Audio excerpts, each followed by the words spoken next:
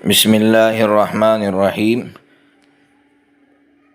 الحمد للہ رب العالمین والصلاة والسلام علی رسولہ الامین اما بعد باب فی المذی او المنی یصیب الثوب، یعنی اس باب میں یہ بحث ہوگی کہ مذی یا منی کپڑے پر لگ جائے تو کیا کرے۔ یعنی مسئلہ یہ ہے کہ منی پاک ہے یا ناپاک ہے، اور اگر ناپاک ہے تو اس کو پاک کرنے کا طریقہ کیا ہے۔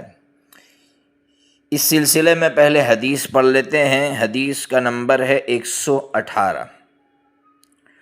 حمام کہتے یا حمام کہتے ہیں، حضرت عائشہ رضی اللہ تعالیٰ عنہ کی یہاں ایک شخص مہمان بنا۔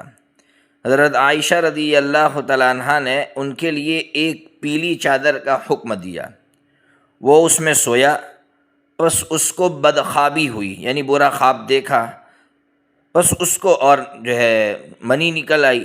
بس اس کو شرم آئی کہ وہ چادر حضرت عائشہ رضی اللہ تعالیٰ عنہ کے پاس بھیجے اس حال میں کہ اس میں احتلام کا نشان ہے۔ بس اس نے چادر کو دھو ڈالا، پھر اس کو حضرت عائشہ رضی اللہ تعالیٰ عنہ کے پاس بھیجا۔ حضرت عائشہ صدیقہ رضی اللہ تعالیٰ عنہ نے فرمایا، ہماری چادر اس نے کیوں خراب کی؟ اس لیے کہ اس کے لیے یہ بات کافی تھی کہ وہ منی کو اپنی انگلیوں سے خرش دیتا۔ پھر آگے فرما رہی ہے عائشہ صدیقہ رضی اللہ تعالیٰ عنہ، میں کبھی کبھی منی کو نبی پاک صلی اللہ تعالیٰ علیہ وسلم کے کپڑوں سے خرش دیتی تھی۔ دیکھیے اس حدیث سے کیا سمجھ میں آ رہا ہے۔ پہلی بات تو یہ سمجھیے کہ پہلے زمانے میں لوگ علم حاصل کرنے کے لیے استاذ کے گھر جاتے تھے۔ حضرت عائشہ صدیقہ رضی اللہ تعالیٰ عنہ حدیثیں بیان کرتی تھی، دین کا علم سکھاتی تھی، تو ان کے یہاں لوگ مہمان بنتے تھے۔ تو حضرت حمام خود وہاں جا کر مہمان بنے ہیں، اور مہمان بننے کے بعد ان کے ساتھ یہ واقعہ پیش آیا کہ رات کو منی نکل آئی، چادر بگڑ گئی، تو چادر بگڑنے کی وجہ سے انہوں نے اس کو دھو دیا۔ عائشہ صدیقہ رضی اللہ تعالیٰ عنہ نے ان کو تنبیہ فرمائی اور کہا کہ دھونے کی کوئی ضرورت نہیں تھی، یعنی ضروری نہیں تھا دھونا، اگر آپ خرش دیتے تو یہ بھی کافی تھا۔ اب مسئلہ کیا ہے، منی پاک ہے یا ناپاک ہے؟ تو حضرت امام شافعی رحمۃ اللہ علیہ اور حضرت امام احمد بن حنبل رحمۃ اللہ علیہما، ان دونوں کا کہنا ہے کہ منی پاک ہے، یعنی وہ منی کو پاک کہہ رہے، اور ان کی ایک دلیل تو یہ روایت ہے کہ دیکھو دھویا نہیں، اگر ناپاک ہوتی تو دھونا ضروری ہوتا، لیکن عائشہ صدیقہ رضی اللہ تعالیٰ عنہ تو کہہ رہی ہے کہ خرشنا کافی ہے۔ یہ ان کی پہلی دلیل ہے۔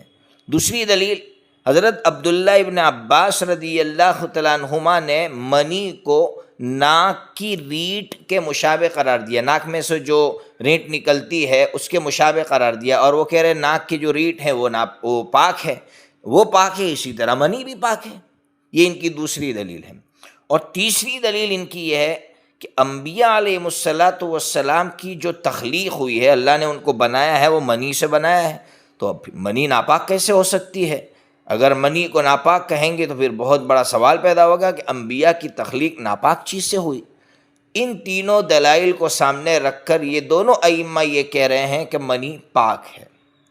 اس کے برخلاف حضرت امام ابو حنیفہ رحمۃ اللہ علیہ اور حضرت امام مالک رحمۃ اللہ علیہ، ان دونوں کا کہنا ہے کہ منی ناپاک ہے، اور امام مالک رحمۃ اللہ علیہ کے یہاں تو جب تک نہیں دھوئیں گے تب تک پاک ہی نہیں ہوگی، اور امام ابو حنیفہ رحمۃ اللہ علیہ کے یہاں اتنی سہولت ہے کہ اگر منی خشک ہو گئی یعنی سوکھ گئی ہے تو خرشنا کافی ہو جائے گا، اور اگر منی تر ہے یعنی ابھی گیلی ہے تو پھر اس کو دھونا ضروری ہوگا۔ بہرحال یہ دونوں بڑے ائمہ یہ کہہ رہے ہیں کہ منی ناپاک ہے، اور ان کی دلیل یہی حدیث کہ اگر منی پاک ہوتی تو نبی پاک صلی اللہ تعالیٰ علیہ وسلم کے کپڑوں کو زندگی میں ایک مرتبہ یوں ہی چھوڑ دیا جاتا، کھرچا بھی نہیں جاتا، ایسے ہی چھوڑ دیا جاتا، خرش رہے ہیں، اور زندگی میں ایک بھی مرتبہ چھوڑا نہیں ہے کپڑے کو یوں ہی۔ منی لگنے کے بعد یہ اس بات کی دلیل ہے کہ منی ناپاک ہے۔ اگر پاک ہوتی تو زندگی میں جواز بتلانے کے لیے، نبی پاک صلی اللہ علیہ وسلم شریعت بتلانے کے لیے آئے تھے، تو امت کو جواز بتلانے کے لیے زندگی میں ایک مرتبہ چھوڑ دیتے کہ بھائی منی پاک ہے اس لیے چھوڑ دو اس کو صاف کرنے کی ضرورت نہیں ہے، اس کو خرشنے کی بھی ضرورت نہیں ہے، لیکن زندگی میں آپ نے ایک مرتبہ بھی نہیں چھڑوایا، زندگی میں ہمیشہ یا تو کھرچا گیا یا دھویا گیا ہے، اس سے سمجھ میں آ رہا ہے کہ منی ناپاک ہے۔ اب ان حضرات نے جو دلیلیں دی ہے، ایک دلیل دی تھی کہ انبیاء علیہ الصلاۃ والسلام کی تخلیق منی سے ہوئی ہے، اس لیے منی پاک ہے، ناپاک نہیں ہے۔ ہم ان حضرات سے یہ سوال کرتے ہیں کہ انبیاء علیہ الصلاۃ والسلام کی تخلیق تو حیض سے بھی ہوئی ہے، ہر انسان کی تخلیق حیض سے ہوئی ہے، ہر انسان کو اللہ نے حیض سے بنایا، چاہے وہ نبی ہو یا غیر نبی ہو، تو کیا حیض بھی پاک ہو جائے گا؟ نہیں نا۔ اسی طرح منی سے اگر انبیاء علیہ الصلاۃ والسلام کو اللہ نے پیدا کیا تو وہ پاک نہیں ہو جاتی۔ دوسری بات، انہوں نے یہ کہا تھا کہ عبداللہ ابن عباس رضی اللہ تعالیٰ عنہما منی کو ناک کی ریٹ کے مشابہ کہتے تھے، اس کے برابر کہتے، تو وہ اس میں نہیں کہتے تھے کہ پاک ہے، بلکہ وہ کہتے تھے کہ جس طرح ناک کی ریٹ جو ہوتی ہے ہم اس کو کسی گھاس کے ذریعے سے صاف کر لیتے ہیں، اس کو دھوتے نہیں ہیں، ٹیشو سے صاف کر لیتے ہیں، اسی طرح منی کو بھی اس طرح کھرچ لینا کافی ہو جائے گا، اس کو دھونا ضروری نہیں ہوگا۔ بہرحال یہ ائمہ کے دلائل تھے، آپ کے سامنے رکھیں، دو طرح کی رائے، اور صحابہ کرام کے دور سے اختلاف چلا آ رہا ہے۔ کچھ صحابہ کرام منی کو پاک قرار دیتے تھے اور کچھ صحابہ کرام، ایک جماعت ایسی تھی جو منی کو ناپاک قرار دے رہی تھی۔ بہرحال دونوں طرح کی رائے آپ کے سامنے رکھ دی۔ امام ترمذی رحمۃ اللہ علیہ کی بات سن لیجئے۔ امام ترمذی رحمۃ اللہ علیہ فرما رہے کہ باب کی جو حدیث نمبر 118 جو ابھی میں نے پڑھی تھی، اس کی دو سندیں ہیں۔ نمبر ایک اعمش اور منصور کی، یہ دونوں ابراہیم اور ماں عائشہ صدیقہ رضی اللہ تعالیٰ عنہ کے درمیان میں حمام کا واسطہ بڑھاتے ہیں، اور دوسری سند ہے ابو معشر، وہ اسود کا واسطہ بڑھاتے ہیں۔ امام ترمذی رحمۃ اللہ علیہ فرماتے ہیں کہ اعمش اور منصور کی سند زیادہ صحیح ہے۔ کیوں صحیح ہے؟ اس لیے کہ ماں عائشہ صدیقہ رضی اللہ تعالیٰ عنہ کے جو مہمان تھے وہ خود حمام تھے۔ بہرحال حمام تھے، حمام نہیں، حمام تھے۔ بہرحال پوری بحث کا خلاصہ یہ نکلا کہ منی پاک ہے یا ناپاک ہے، اس سلسلے میں مختلف آراء ہیں۔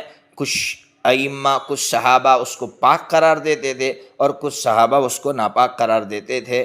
اب اگلی جو بحث ہے وہ تھوڑی سی لمبی ہے، اس لیے اسی پر اکتفا کرتا ہوں۔ اللہ تبارک و تعالی ہم تمام کو دین سمجھنے کی توفیق عطا فرمائے۔